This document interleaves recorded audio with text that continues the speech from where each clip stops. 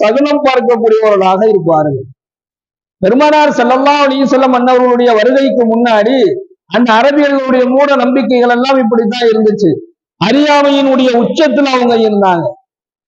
நாம சொல்றோம், நாம பார்க்கின்றோம், இன்று கூட நிறைய நபர்கள் இந்த அறியாமையினுடைய இந்த மூட நம்பிக்கையில் மூழ்கி இருக்கிறத நம்ம பார்க்கிறோம்.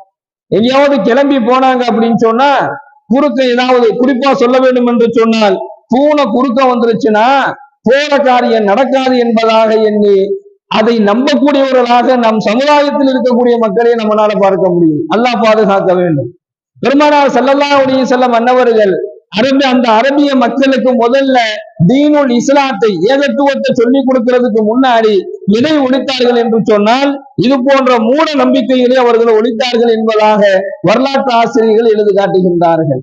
அடுத்து என்ன அப்படின்னு சொன்னா, ஹாமா என்று சொல்லக்கூடிய ஒரு நம்பிக்கை அவங்கள்ட்ட இருந்துச்சு.